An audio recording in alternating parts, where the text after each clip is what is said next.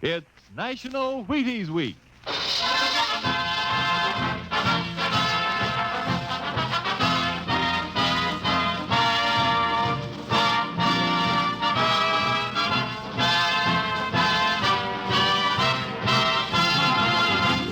Yes, it's National Wheaties Week, and Wheaties presents Dimension X. Transcribed on stage tonight, Dimension X, another in the Wheaties big parade of exciting half-hour presentations. It's National Wheaties Week. And here's the forecast for tomorrow morning. Bright and cheerful with occasional smiles followed by a good morning all morning long. You think I'm kidding? No, sir. You can have a better morning around your house tomorrow if you start it off with a good breakfast, including, I hope, a bowl of Wheaties with milk and fruit. Nourishment? Say, Wheaties have it to give. To you, right here in National Wheaties Week. There's a whole kernel of wheat in every Wheaties flake. Talk about vitamins and minerals and protein. They're yours in Wheaties. All you have to do is get them, those Wheaties, at your nearest store. Get them and try them once this week. For me. For you. Try them once and see for yourself how Wheaties at 7 can help at 11. Ready? Let's go. It's National Wheaties Week.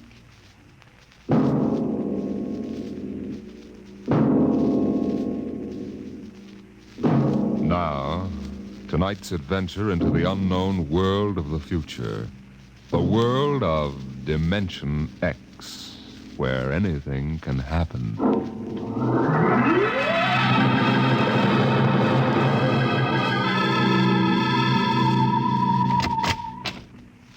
You are Mr. Sid Ryan? The same. My name is Lucia. I'm a Martian. Pleased to meet you, Mr. What was that again? A Martian. A Martian, eh? As in Orson Welles? Precisely. I'm a Rotarian myself. Sit down. Thank you. And now that we've had our little joke, Mr. Lucia, what can Publicity Associates do for you? It has been my observation that advertising and publicity are the very backbone of earthly civilization. Spoken like a true Martian, Mr. Lucia. Now, if you'll tell me the name of the client. The client, of course, will be the Martian. You don't give up, do you? Give up? The gag, I mean. Oliver. Oh, yes, Mr. Ryan? This is Mr. Lucia. How do you do, Mr. Mr. Lucia Lucia? claims to be a Martian. Take him outside, will you, Oliver? Get the name of the sanatorium he escaped from and tell them to bring the butterfly net. Wait, sir. I'm happy to see, Mr. Ryan, that my telling you I am a Martian has approximately the effect I supposed it would have. I believe we can do business. I have here a cash retainer of $5,000. Sit down, Mr. Lucia. Oliver, get the client a cigar. Yes, sir. No, the other box. Thank you. No. Well, now, what can I do for you, sir? I wish you to manage a publicity campaign. A very large, a very important campaign. Is the product established, or is it something brand new? Oh, something quite new. Now, what would you judge to be the most effective type of campaign? Well, if the client has a lot of dough to throw around, a suspense campaign is best. First, you place ads in the paper saying, watch this space. Then, about a week later, you run an ad saying XYZ or PDQ, and you get people guessing what it means. Then, finally, when you've teased them enough, you bust loose and unveil the product. Excellent. Very well, sir. We shall conduct a suspense campaign. Of course, in this kind of campaign, secrecy is very important. Once the name of the product leaks out, it spreads like wildfire, and the whole campaign is kerfloppo. Yes, quite so. Utmost secrecy. That's right. You realize, of course, these things cost like crazy. Would, say, $1 million cover the expense? Come again? I said, would $1 million cover it? Why, yes, I imagine. You did say $1 million. I understood that you had handled some very large accounts. Of course, if this is too big. Oh, not at all. Not at all. As a matter of fact, I seldom touch anything less. Right, Oliver? Huh? Oh, of course. That's right, Mr. Ryan. Absolutely right. Good. You will begin then by saturating the newspapers, the radio, streetcars with a very simple statement. What's that? I shall write it for you. The Martians are coming. Say, that's not a bad teaser. Got that, Oliver? Yes, sir. The next ad will read, June 1st is Martian Day. June 1st is Martian Day. What happens on June 1st? The parade takes place. What parade? I wish you to arrange a parade up Fifth Avenue. You mean like the Macy parade? Exactly. Except that the theme will be the world of tomorrow. The Martian world. My client would like it to be a gay affair. Balloons, clowns, pennants, pretty drum majorettes. Say, that sounds terrific. I might be able to interest the department stores in a tie-in. Fine. The parade will climax the campaign. On June 1st, the product will be unveiled. Good enough. By the way, Mr. Lucia, just what is the product? What are we selling? Oh, no, Mr. Ryan. Secrecy, remember. Oh, but after all will be revealed to you in good time, Mr. Ryan. For the moment, let us say we are selling a concept. Concept. Precisely. The concept of invasion from Mars.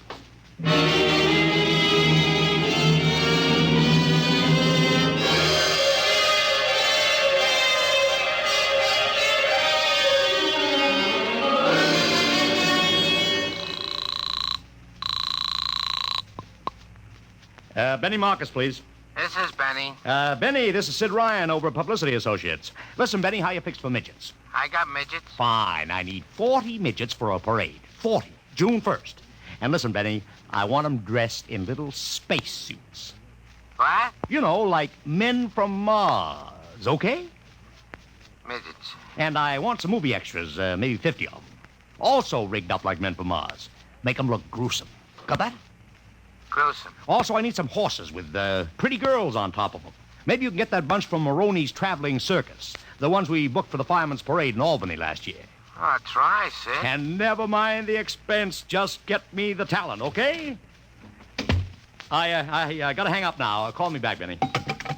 How you doing, Oliver? Oh, fine, Mr. Ryan, just fine. We got full-page ads in all the dailies and 10-second spot announcements on every local station, but it's costing a fortune. The more it costs, the bigger our percentage. Spend like you are going to the electric chair, Oliver. Yes, sir. How you making out on the parade? If it comes off, it'll be the biggest thing since Barnum invented the midget. I've got Macy's, gimbals, and sacks to contribute floats. Everything is built around the Martian theme, see? Even the horses will have long feelers attached to them and funny-looking extra legs. It'll be sensational. Oh, yeah, it sounds fine, only, Only what? Oh, Mr. Ryan, we don't even know what we're selling.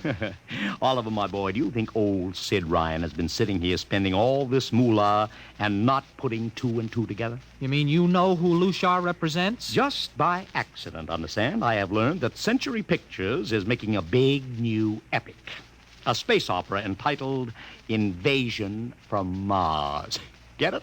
Oh, I begin to see. Also, by mere coincidence, it happens to be the premiere sometime around June 1st.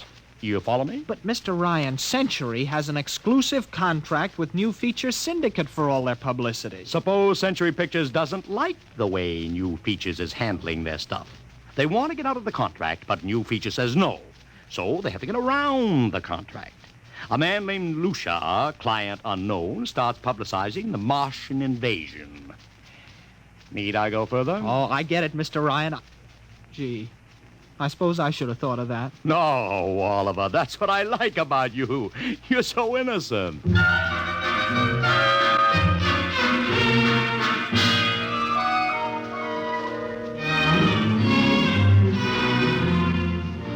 Let me talk to Commissioner Patrick, please. Sid Ryan. Hello? Commish, Sid Ryan. Oh, it's you. Yeah. Well, what is it this time? If you want to drop a man off the Empire State Building into a teacup full of water, the answer is no. Also, we are not arresting any fan dancers. You know I don't handle fan dances. I want a permit for a parade, June 1st, 5th Avenue. It's a Sunday. There's no traffic. Oh, come now. Look, Ryan. Macy's gets a permit. Gimbel's gets a permit. The American Legion gets a permit. The Sons of Erin march every time Morton Downey sings the Wearing of the Green. Don't give me a hard time, Patrick. This is too big. Come on I have now. the Fifth Avenue Merchants Association behind me. Okay, Ryan. Fill out the forms. I'll pass them along to the license commissioner. That's my boy. Oh, by the way, what's the occasion? Oh, don't you read the papers, Patrick? June 1st is Martian Day.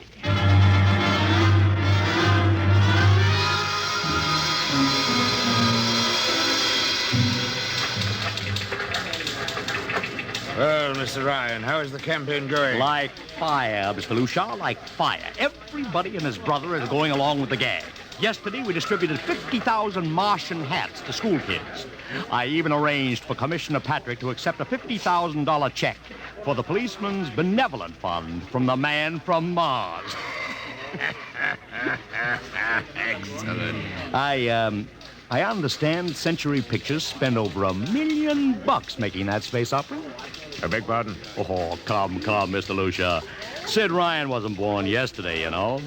I know who our client is, even if you don't admit it. You do? Always thinking that's me. Well, as long as you know, let's keep it to ourselves, shall we, Mr. Ryan? As you once remarked, when these things leak out, it destroys the surprise and ruins the effectiveness of the campaign.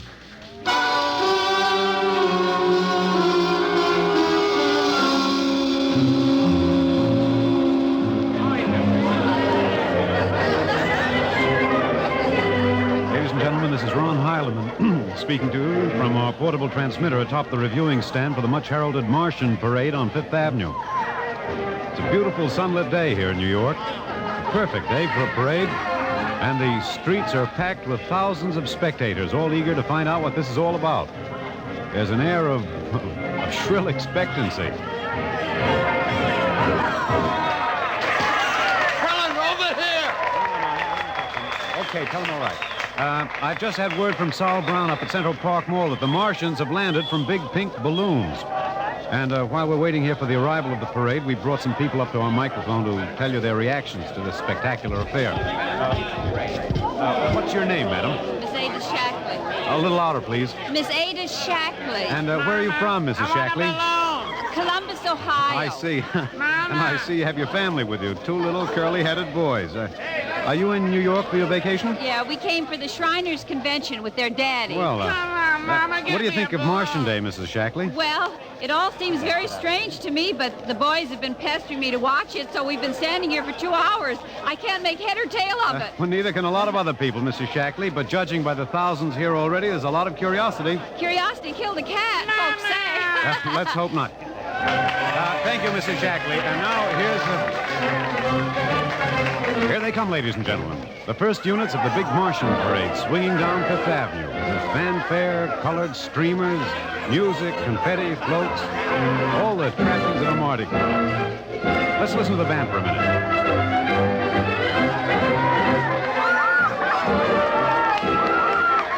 Here in the vanguard, the whole group of little midgets in weird-looking pink and blue spacesuits, carrying Rube Goldberg weapons with signs painted on them. I can read one which says Atomic Blaster. Another has a placard reading, "We're Martian through Georgia." And here come the clowns, laughing and falling all over each other. They're giving free sugar candy to the kids along the way. Yes, ladies and gentlemen, there's a happy, laughing crowd along Fifth Avenue today. A true reflection of the great sense of humor and good nature that makes America the place it is. Why, only... What's that? What's this? The crowd's murmuring now. They've fallen somewhat silent. There's something coming. I'll try to get it for you. What? Ladies and gentlemen, here comes the Martian contingent. This is promised as the climax of the show. And now a great hush has fallen over the crowd. It's quite a sight to see these thousands of people standing here expectantly, hearing only the great regular sigh of their mass breathing. Now here they come, ladies and gentlemen, the Martians. marching in booted, helmeted ranks, row after row of them. This is an impressive sight, ladies and gentlemen, and a rather serious contrast to the rest of the joyous slapstick parade we've been witnessing up until now. There are perhaps 200 tall, broad-chested men dressed in metallic gray spacesuits with thick glass visors drawn across their faces. Each one's holding an ominous-looking ray gun at the ready position. They're marching in absolute silence, keeping step perfectly, as though some mute, unspoken command is marking time for them. Even the children are awed by the unexpected, warlike realism of the Martian Legion. And now the first ranks of the Martians move past us down Fifth Avenue toward the reviewing stands at the square. No one moves. A woman, ladies and gentlemen, just dashed out into the street. For what reason, I don't know. She just slipped through the police cordon somehow. They're after her now, but she's already reached the ranks of the marchers, and she's trying to lift the visor of one of the Martian spacesuits. Wait. She's fallen. She screamed and then fell forward in a dead faint.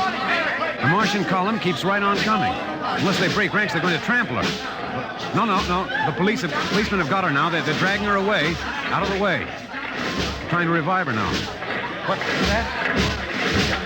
All sorts of rumors have begun filtering back through the crowd. Some are even whispering that the woman's dead. We don't know yet, but whatever's happened, the incident seems to have cast a slight shadow over the mood of the crowd.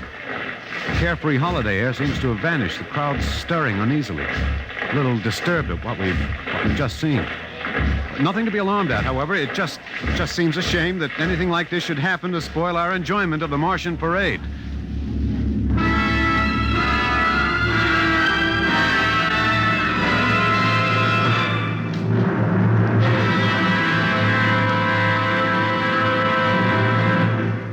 Dimension X will continue in just a moment. It's National Wheaties Week. I want to take that again, Frank? Oh, sure. It's National Wheaties Week, and we're celebrating.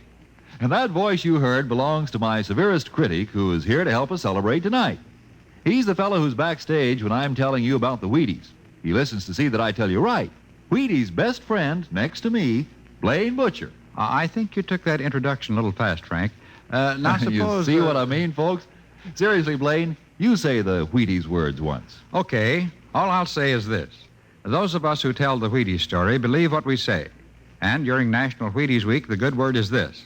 Get a package of Wheaties and try them just once. I'll be right behind you in line at your grocer's, between you and Frank Martin. Okay? Do that now. Try Wheaties. It's National Wheaties Week.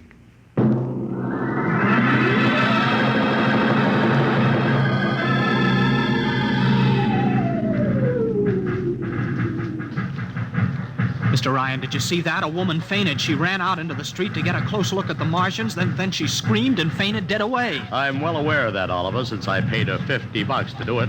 What? The dramatic moment, Oliver. The stock and trade of the good publicity, man. Relax. Holy smokes, you sure think of everything. For my share of this deal, roughly $100,000, I can afford to think of everything. Shut the window. Oh, okay, but don't you want to see the finish? We'll go down to the reviewing stand for the finish. Right now, I want to make a phone call. By the way, where's Lucia? I haven't seen him. Well, close the window, Oliver. Well, Oh, okay, Mr. Ryan.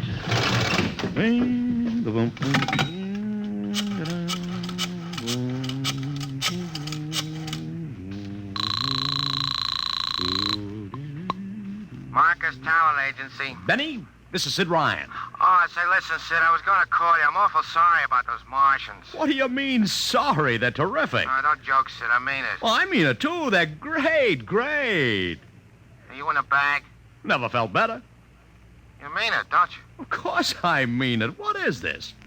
There are Martians in the parade? About 150. Of course, I only ordered 50, Sid. but under the circumstance... Sid.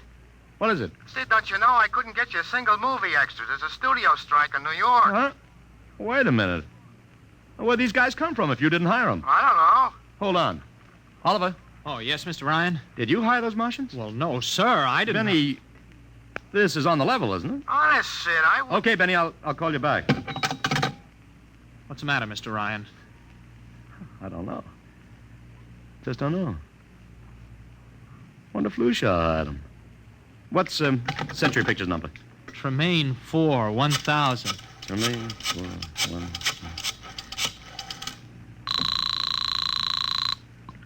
Century Pictures, the studio of the stars. Give me Marty Sanford, your publicity director. One moment, please.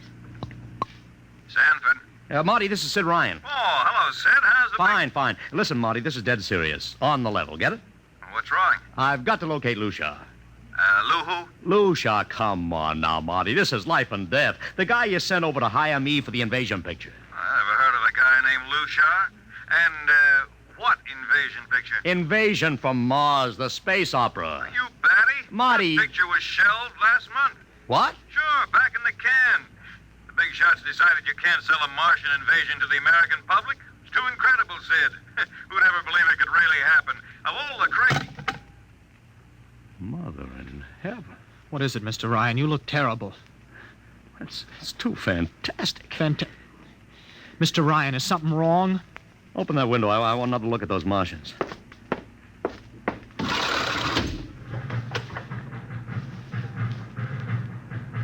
Look at them. Oliver, you were in the Army. Could 150 movie extras learn to march like that in, say, 24 hours? No. Not in 24 days, Mr. Ryan. Not a second's hesitation. Not one out of step. Look at the way they carry those ray guns at the ready. The only other time I've seen troops march like that was on a film of the Nazi SS troops marching through the streets of Paris. Mr. Ryan. Oliver, get down there. Find that woman who painted. Her name's Gloria Montez. Get her up here. Make it fast.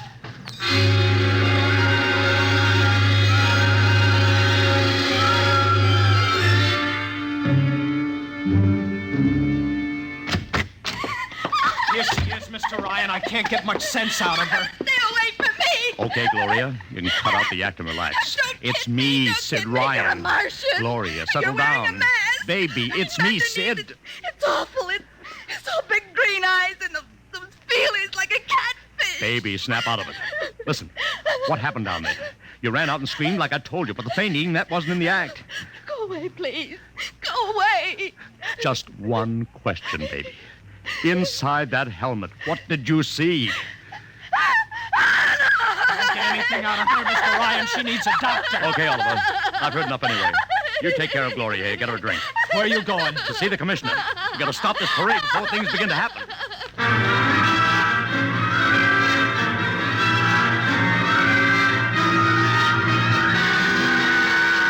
Okay, Ryan, what's the beef? Listen, Patrick, I don't know what it is, see, but something's wrong. You've got to stop that parade. I suppose you'd like the riot squad. That would get you a front-page spread on every paper in town. Now, look, Ryan, I've got no time for your cheap publicity gags. I'm a busy man. Listen, I'm trying to tell you I don't know where those Martians came from, who they are, anything about them. Oh, Ryan, I'm wise to your tricks. Now, if you let the sergeant show you out... You won't do it, huh? An honest citizen appeals for protection and you refuse it. I most emphatically do. Now beat it. All right, Patrick. I'll go right to the mayor's office. I'll have you busted flatter than the fried egg. Go ahead. I'm sure His Honor will be glad to toss you out on that phony nickel-plated skull of yours.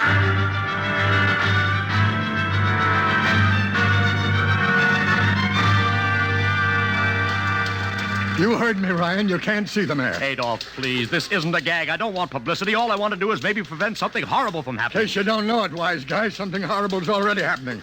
A couple of hundred little kids are in the hospital with ptomaine poisoning from that phony Martian candy you passed out. What? Or didn't you know? I didn't. We've got to stop that parade. Sure, you'd like nothing better than start a panic now. Maybe a few hundred people get trampled to death.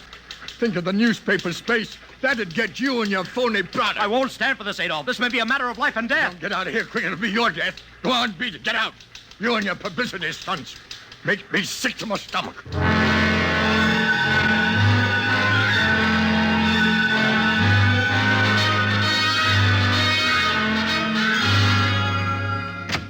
Oliver! Oliver! Oliver, where are you? Oliver! Oliver! Oliver! It is useless to scream at him, Mr. Ryan. Your friend is quite dead.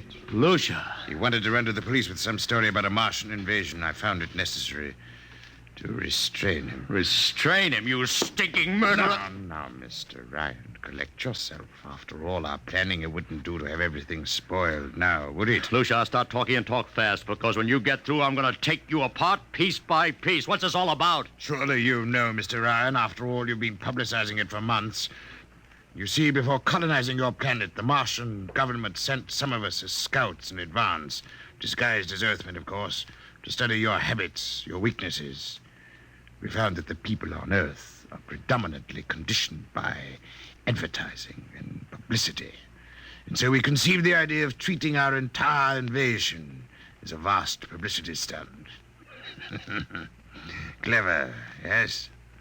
After all, Mr. Ryan, who would suspect an invader who advertised his invasion in the newspaper, invited the public to his surprise attack, and spent millions publicizing his plans? Holy jumping. You've done very well, you see. Then there was no product. Ah, but there is a product.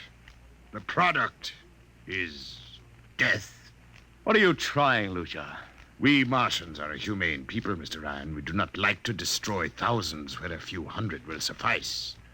In exactly 2 minutes, our troops will treat the world to a spectacle of death, which will bring the rest of your planet to its knees in horror. Nations will clamor to surrender. Perhaps, Mr. Lucia, but not if I can help. No!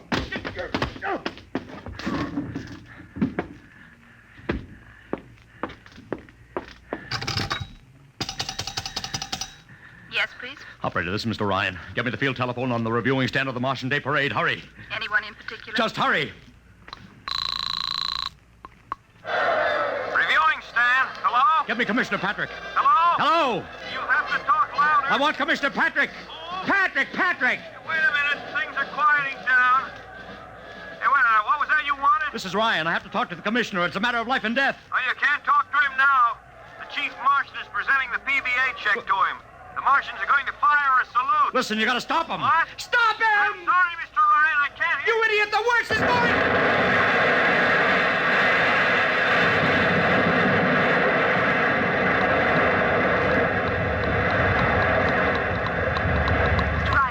Mr. Ryan, you've been cut off. I heard it. Is something the matter? No, operator. Doesn't matter. Nothing matters now.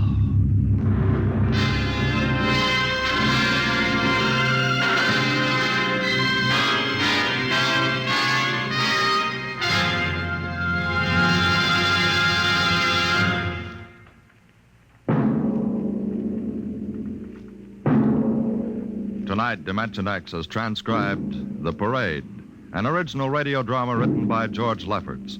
Featured in the cast were Joseph Curtin as Ryan, Barry Kroger as Luchar, and Alexander Skirby as Ron Heilman. Your narrator was Norman Rose. Music by Albert Berman. Engineer Bill Chambers.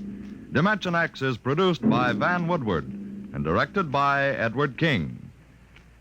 In a moment, we'll tell you about next week's show. And now, here is your Wheaties man, Frank Martin. It's National Wheaties Week. Have you had them today? Had your Wheaties? It's National Wheaties Week, the time of the year to buy Wheaties and try them at least once, for goodness sake. Because once you sit down to a bowl of Wheaties with milk and the fruit of your choice, I don't worry about you. Nope, I know there's a whole kernel of wheat in every Wheaties flake, and that's good.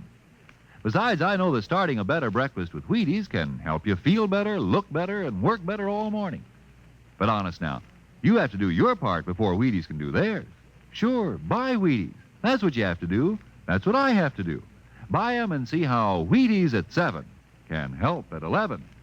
And a happy National Wheaties Week to you.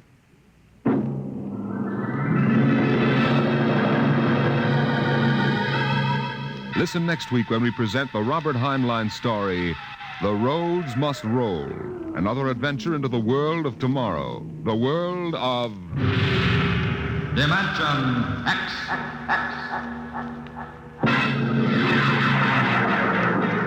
And this is the Wheaties man, Frank Martin, inviting you to listen Saturday, that's tomorrow night, to Joel McRae in Tales of the Texas Rangers on the Wheaties Big Parade.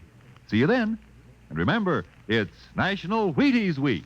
Swing your partners right and left. It's National Wheaties Week. Come on, everybody, to the Wheaties party. Eat a lot of Wheaties like the champions do. Dance together, cheek to cheek. This is National Wheaties Week. Eat a lot of Wheaties like the champions do. Wheaties, a breakfast of champions.